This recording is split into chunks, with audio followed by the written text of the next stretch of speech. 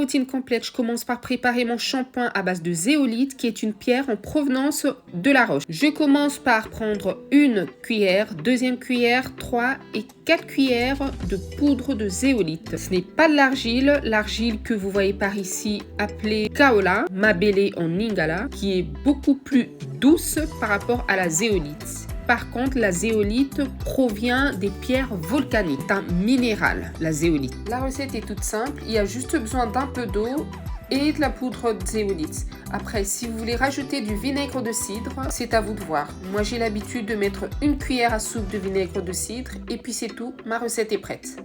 Très rapidement, c'est une poudre que j'utilise 1 à 2 fois par mois pour débarrasser les cheveux des toxines, des impuretés, des bactéries, les nettoyer vraiment en profondeur. J'utilise cette poudre 1 à 2 fois par mois. Par contre, il existe d'autres alternatives également dont j'ai utilisé la première et la deuxième année quand j'ai débuté mes soins. J'ai utilisé de l'argile que vous voyez kaolin que je mélangeais justement avec de la levure chimique et ou du bicarbonate de soude pour nettoyer mes cheveux également en profondeur. Il est possible de mélanger le bicarbonate de soude ou la levure chimique avec un shampoing doux.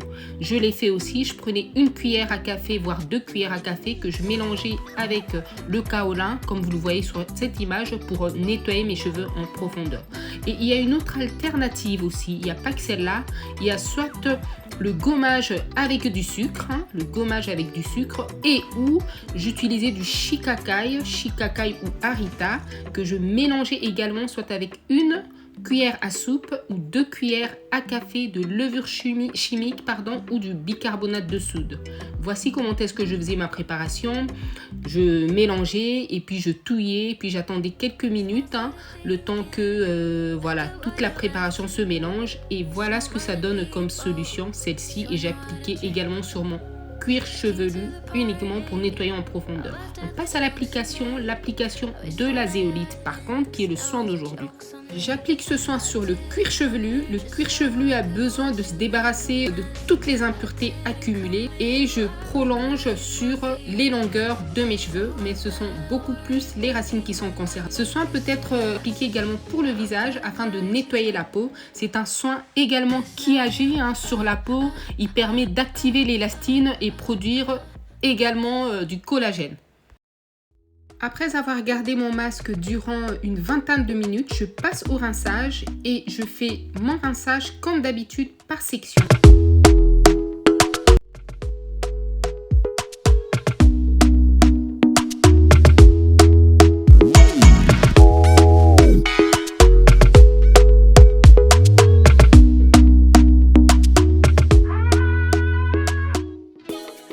Pour la recette du masque qui va suivre, vous allez constater que j'ai mis beaucoup d'huile. Pourquoi j'ai mis beaucoup d'huile sur le masque à base d'amla? C'est pour pallier à la sécheresse que la zéolite pourrait causer à mes cheveux. Donc du coup, je fais un gloss. J'ai mis un peu d'aloe vera, mais il y a beaucoup plus d'huile dans le masque. C'est un masque à l'amla. L'amla également, qui est l'un de mes ingrédients favoris, qui limite énormément la chute par le fait qu'il puisse gainer les cheveux. C'est une poudre que j'utilise depuis franchement un moment, bien que j'alterne avec d'autres produits, mais j'aime vraiment cette poudre du fait qu'elle limite la chute. Donc on passe au masque à l'amla et on se retrouve plus tard. Voici ma poudre, j'ai pris la quantité qui correspond à mes cheveux et l'aloe vera que j'avais au préalable déjà préparé, qui est au congélateur. J'ai mis quelques glaçons, l'équivalent de 6 à 7 glaçons.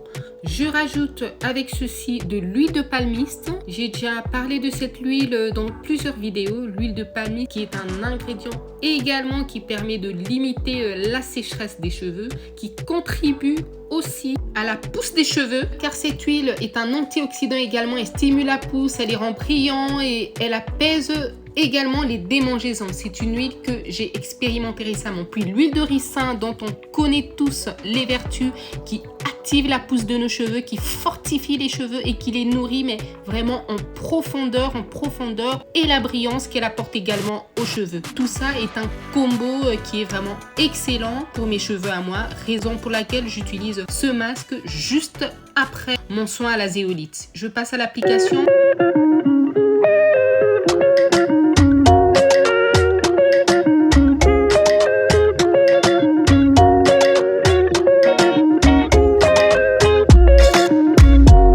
Le temps de pose de mon masque était de 45 minutes. J'ai par la suite procédé au rinçage. Je ne l'ai pas filmé sur cette vidéo. J'ai étiré également mes cheveux rapidement à froid au sèche-cheveux avant de pouvoir faire mes nattes. Voici mes nattes, elles sont faites pour la semaine.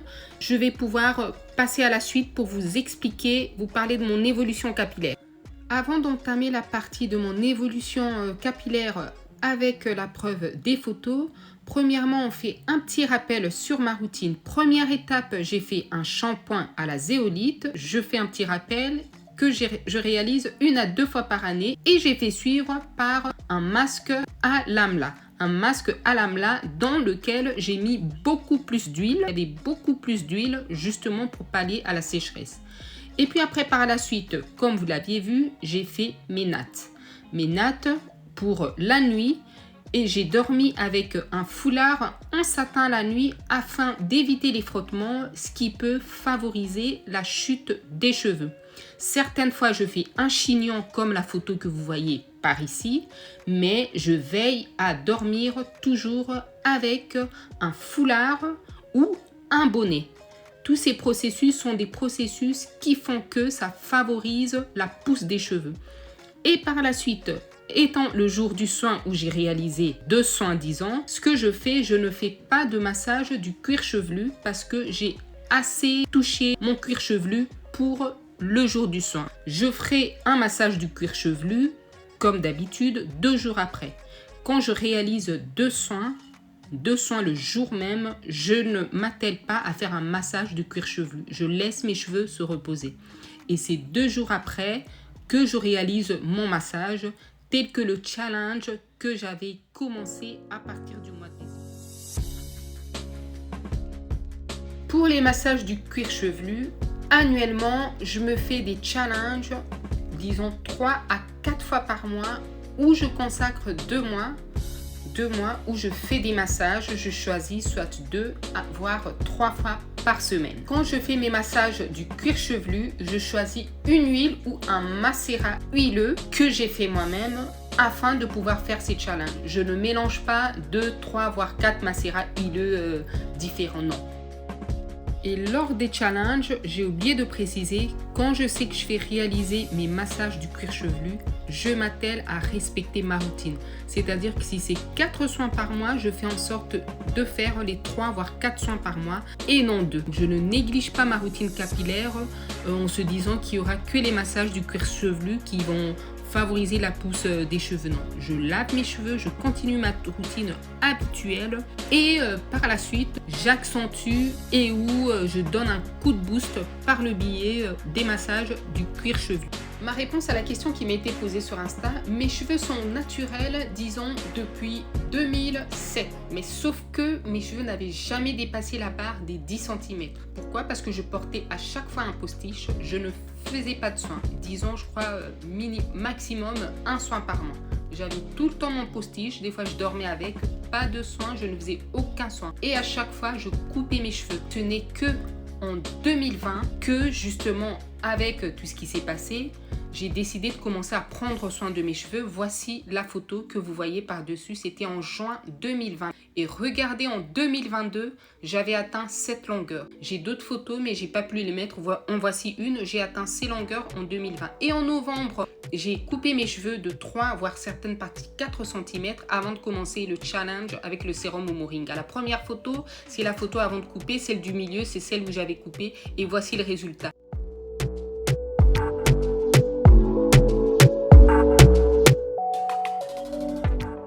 Le sérum que j'ai testé pour ce challenge était le sérum de la marque Clémy Cosmétiques.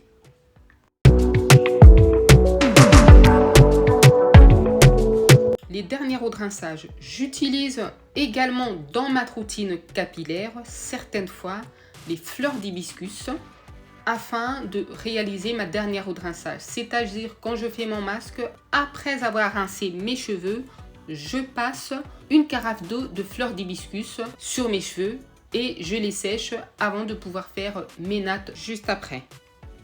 Comme toutes les autres plantes, les fleurs d'hibiscus ont des propriétés antibactériennes, antifongiques, antioxydantes. Celles-ci sont riches en vitamine C également. Pour ceux et celles qui font des cures d'hibiscus, le savent, justement, elles permettent de combler et ou de pallier au manque de fer. Mais pour les cheveux, moi je l'utilise car il a des propriétés qui permettent de lutter contre la chute, qui permettent d'apporter de la brillance également aux cheveux, raison pour laquelle je l'utilise très souvent en dernière eau de rinçage. Et je consomme aussi les fleurs d'hibiscus en tisane, justement pour pallier au manque de fer. Je continue dans cette lancée pour répondre à la question d'une d'entre vous qui m'a posé la question sur Instagram. Elle me pose cette question, elle me dit ceci, m'a dit je fais tous mes soins, je fais tous les soins depuis l'an dernier et jusqu'à ce jour mes cheveux ne poussent pas, je ne comprends pas. Alors moi la réponse que je pourrais donner, c'est que des fois on se concentre beaucoup plus sur les soins des cheveux, mais on ne prend pas la peine d'aller consulter des professionnels pour savoir ce qui se passe. Premièrement, des professionnels médicaux, des médecins. Moi je suis pas médecin, professionnels médicaux afin de faire des prises de sang pour voir justement s'il n'y a pas un problème de carence.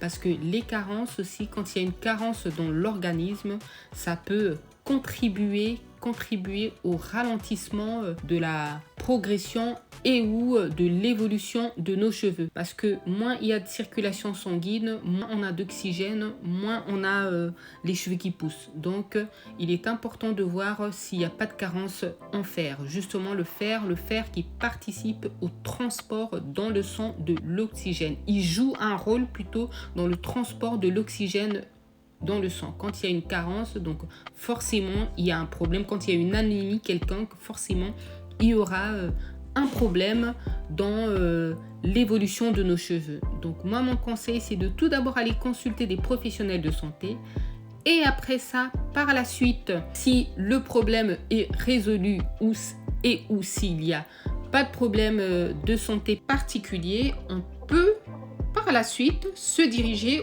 auprès des professionnels des cheveux pour avoir des conseils appropriés en fonction des besoins de vos cheveux.